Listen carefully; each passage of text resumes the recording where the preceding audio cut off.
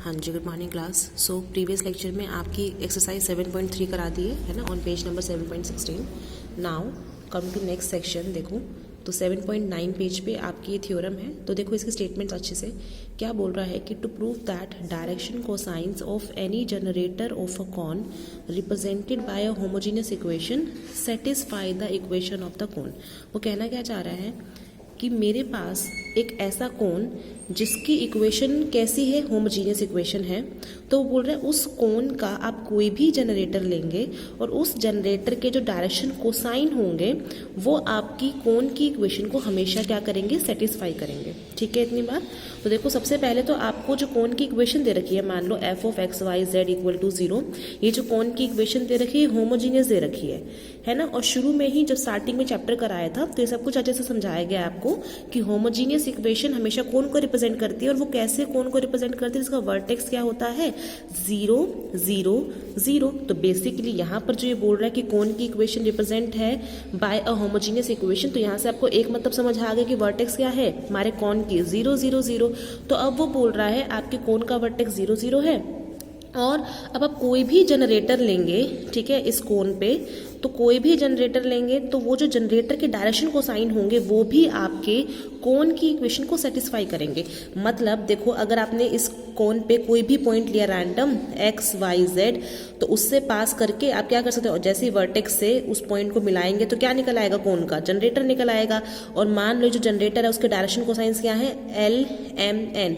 तो इस लाइन की इक्वेशन क्या होगी बताओ, X minus 0 upon L equal to Y minus 0 upon M is equal to Z minus 0 upon N. तो जो लाइन है इसके डायरेक्शन कोसाइंस हुए क्या बना, मतलब ये लाइन की इक्वेशन क्या बनी, X upon L equal to Y upon M equal to Z upon N. तो ये जो जनरेटर आया उसके डायरेक्शन कोसाइंस है एल एम एन। तो बोल रहे हैं जो L M N direction cosines है वो भी जो आपके कोन की इक्वेशन उसको सेटिस्फाई करेंगे। सेटिस्फाई करने का मतलब क्या है कि आप एक्स की जगह एल पुट करें, वाई की जगह एम पुट करें, जेड की जगह एन पुट करें, तब भी ये इक्वेशन सेटिस्फाई होकर आंसर क्या देगी, 0 देगी। तो ये स्टेटमेंट का मतलब है, इंपॉर्टेंट है, ये आपके एक्सरसाइज में यूज है इसका। तो हमने क्या समझा कि कोई भी कोन जो कैसा है, जिसकी इक्वेशन होमोजीनियस इक्वेशन है, जिस कोन की इक्वेशन, उसके हर जनरेटर के जो डायरेक्शन कोसाइंस होंगे वो हमेशा कोन की इक्वेशन को सेटिस्फाई करेंगे। ये मतलब है इसका। ठीक है, प्रूफ इसका सिंपल सा, इसको रीड कर लेना, वैसे पूछा नहीं जाता है इसको। ठीक है, ऐसे ही देखो इसका कन्वर्स है। कन्वर्स में भी यही स्टेटमेंट है इसकी कि if the direction cosines of a straight line which passes through a fixed point satisfy a homogeneous equation, then the line is a generator of a cone whose vertex is the fixed point. तो ये क्या बोल रहा है कि अब किसी भी स्ट्रेट लाइन के जो किसी एक फिक्स्ड पॉइंट से निकल के आई है, अगर उसके क्या डायरेक्शन कोसाइंस किसी एक होमोजीनियस इक्वेशन को सेटिस्फाई करते हैं, देन डेफिनेटली वो जो लाइन है वो क्या होगी, किसी कोन का क्या बन रही होगी, जनरेटर बन रही होगी। और जो वर्टेक्स होगा उस कोन का वो फिक्स्ड पॉइंट होगा जिससे वो स्ट्रेट लाइन निकली होगी। ठीक है, तो ये इस थ्योरम का कन्वर्स है। तो आपको दोनों स्टेटमेंट अच्छे से आनी चाहिए। तो हमने दोनों बातें करी है कि अगर होमोजीनियस इक्वेशन है कोन की, है ना, मतलब वर्टेक्स 0 0 0 हो जाएगा उससे, और उसमें होगा क्या कि आप कोई भी जनरेटर लेंगे कोन का तो होगा क्या, उसके डायरेक्शन कोसाइंस कोन की इक्वेशन को सेटिस्फाई करेंगे। और कन्वर्स क्या बोलता है कि अगर कोई भी आपने रैंडम स्ट्रेट लाइन नहीं है जो किसी फिक्स पॉइंट से आई है, अगर उसके डायरेक्शन कोसाइंस किसी भी एक होमोजेनियस इक्वेशन को सेटिस्फाई करते हैं तो इसका मतलब जो लाइन है वो पक्का किसी कोन का क्या बनेगी, जनरेटर बनेगी, और जिसका वर्टेक्स क्या होगा वो फिक्स पॉइंट होगा। ठीक है, इतनी बात। तो स्टेटमेंट इंपॉर्टेंट थी।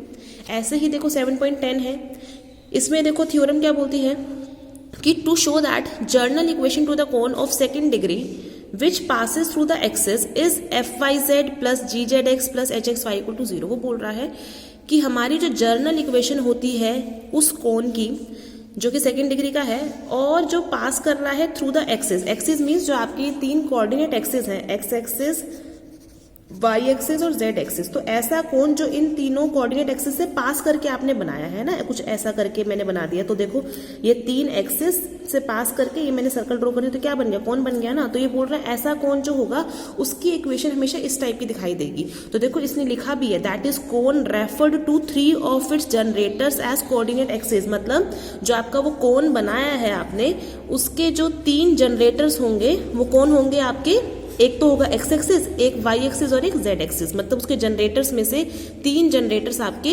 एक्सिस बन रहे हैं, X axis, Y axis, Z axis. तो कह रहा है ऐसे कोन की इक्वेशन क्या बनती है, F Y Z plus G Z X plus H X Y equal to 0। तो देखो इसका प्रूफ भी सिंपल सा है। देखो सबसे पहले मुझे पता है जो जनरल इक्वेशन होती है कोन की of second degree with its vertex at the origin क्या होती है, ax square plus by square plus cz square plus 2f5z plus 2gzx plus 2hxy equal to 0। ठीक है, अब हमने बोला क्या है, जो हमारा कोन है उसके 3 जनरेटर क्या बन रहे हैं, आपके 3 कोऑर्डिनेट एक्सिस। तो पहले एक्स एक्सिस की बात करूं तो एक्स एक्सिस मेरे इस कोन का क्या बन रहा है, जनरेटर बन रहा है। ठीक है, तो मुझे और एक और बात पता है कि एक्स एक्सिस के जो डायरेक्शन कोसाइंस होते हैं वो क्या होते हैं, 1 0 0। ठीक है, इतनी बात।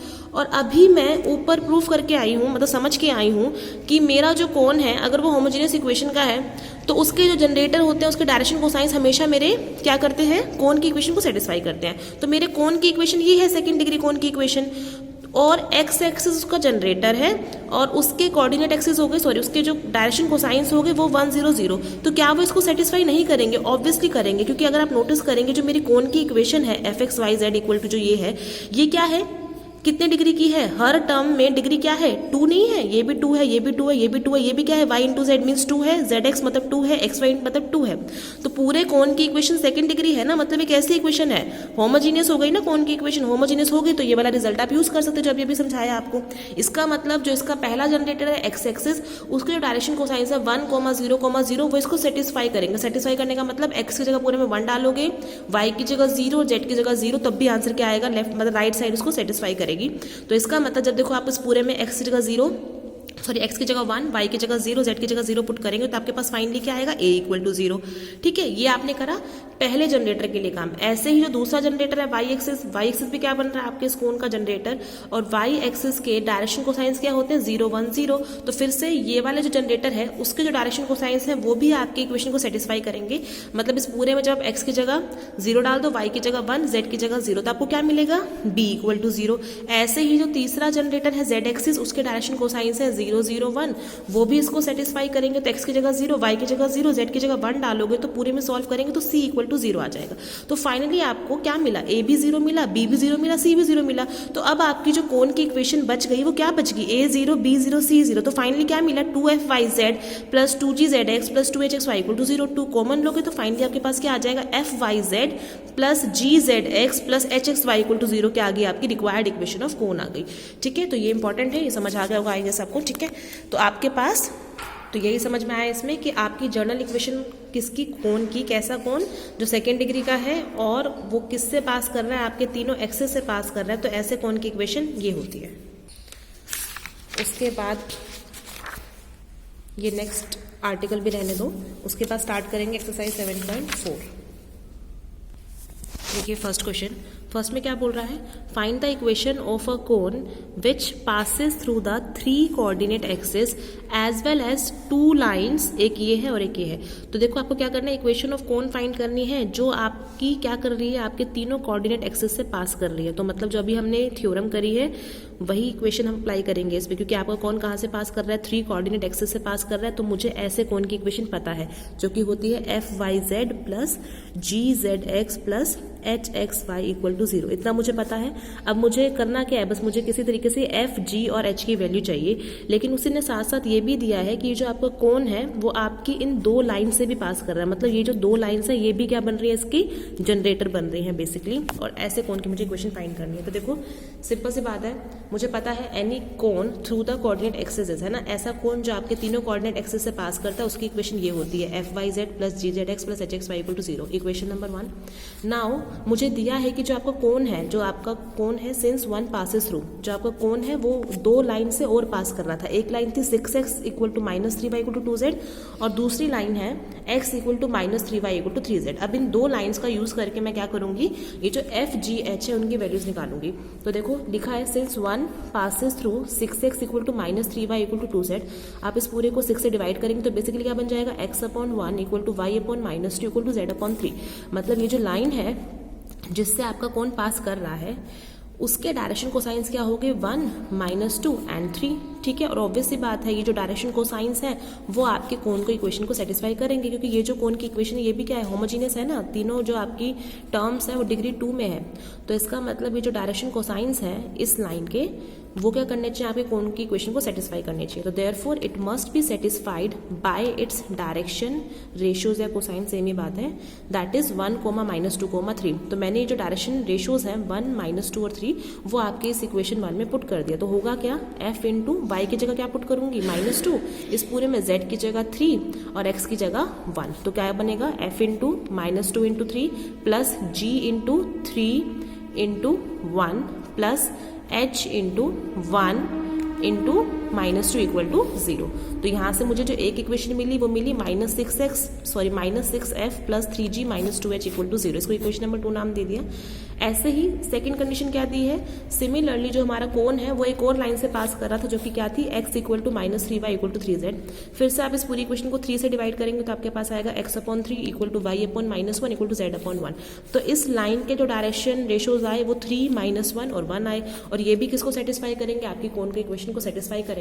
मतलब इस पूरी इक्वेशन में x की जगह 3 पुट करो, y की जगह -1 और z की जगह 1 पुट करेंगे तो आपके पास क्या आएगा, f into -1 into 1 plus g into 1 into 3 plus h into 3 into -1 equal to 0 means -f plus 3g minus 3h equal to 0।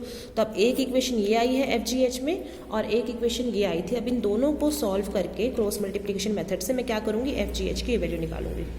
Then देखिए सॉल्विंग 2 and 3, तो सेकेंड इक्वेशन ये आई थी आपकी और थर्ड ये है। तो इनको सॉल्व करेंगे पहले f के लिए, तो f अपॉन क्या आएगा, 3 इंटू -3h, हाँ जी। तो f के लिए क्या होगा, ये 3 इंटू -3 मीन्स -9, फिर -3 इंटू -2 मीन्स +6। ऐसे ही इक्वल टू में g अपॉन करूंगे तो -6 इंटू -3 मीन्स +18 -2 और साथ में माइनस का साइन ऑलरेडी लगाएंगे तो ये चीज़ आ जाएगी। और इक्वल टू में ऐसे h अपॉन करेंगे तो क्या आएगा, -18 and minus of -1 into 3 means +3।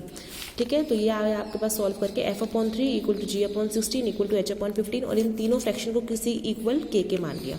तो यहाँ से f की वैल्यू आ गई 3k, g की आ गई 16k, h की आ गई 15k। अभी जो तीनों वैल्यूज हैं f, g, h की, जो आपकी कोन की इक्वेशन थी इक्वेशन नंबर 1 उसमें पुट कर देंगे। तो इक्वेशन नंबर 1 क्या थी आपकी, fyz plus gzx plus hxy equal to 0। तो इसमें पुट करूंगी f की जगह 3k, तो 3k इंटू वाई, फिर प्लस g की जगह पुट करूंगी 16k, तो 16k into zx plus h की जगह पुट करूंगी 15k means 15k into xy equal to 0। k common ले लेंगे तो अंदर क्या बचेगा, 3yz plus 16zx plus 15xy equal to 0 और ये k वहाँ जाके खत्म हो जाएगा। तो आपके पास फाइनल इक्वेशन क्या मिलेगी, 3yz plus 16zx plus 15xy equal to 0। तो ये आपके कोन की इक्वेशन है। ऐसे ही देखो बिल्कुल सेम सेकंड क्वेश्चन है, आपको इक्वेशन ऑफ कोन निकालनी है जो कि पास कर रहा है 3 कोऑर्डिनेट एक्सिस से और साथ ही साथ इन 2 लाइन से भी पास कर रहा है। तो बिल्कुल सेम क्वेश्चन नंबर 1 जैसे इसको ट्राई करना। उसके बाद ऐसे ही 3 और 4 भी बिल्कुल सिमिलर है। तो थर्ड एक्सप्लेन कर रहे हो। देखो थर्ड में क्या बोल रहा है कि शो दैट द लाइन, आपकी लाइन क्या है, x/l equal to y/m equal to z/n, where जो ये l/m में एक रिलेशन भी दिया हुआ है साथ साथ कि l² plus 2m² minus 3n² 0 के इक्वल होता है। तो बोल रहे हैं कि प्रूफ करो जो लाइन है ये जनरेटर बन रही है किसकी, इस कोण की, x² plus 2y² minus 3z² equal to 0 की। तो देखो आप ध्यान से देखेंगे जो हमको लाइन की इक्वेशन दी हुई है x/l equal to y/m equal to z/n, ये किस में से पास कर रही है, ओरिजिन में से ना, क्योंकि जो इस टाइप की लाइन होती है वो अगर आप इसमें से -0 लगा लेंगे तो कोई फर्क थोड़ी ना पड़ेगा। मीन्स ये जो आपकी लाइन है x/l equal to y/m equal to z/n, ये इक्वेशन ऑफ लाइन है जो कहाँ से पास हो रही है, ओरिजिन से, पहली बात। और दूसरी बात जो इसके डायरेक्शन कोसाइंस है l/m/n वो सेटिस्फाई कर रहे हैं इस कंडीशन को कि l² plus 2m² minus 3n² किसके इक्वल है, 0 के, आपको गिवन है। तो अब ये इक्वेशन हो गई 1 और ये होगी इक्वेशन नंबर 2। अब आप इन दोनों में से अगर l/m/n को रिप्लेस करेंगे, मतलब एलिमिनेट करेंगे l/m/n को इन 2 इक्वेशन की हेल्प से, तो आपके पास क्या आ जाएगा, लोकस आ जाएगा ना इस लाइन का, और इस लाइन का जो लोकस बनेगा वो क्या बनेगा, इक्वेशन ऑफ कोन ही बनेगा।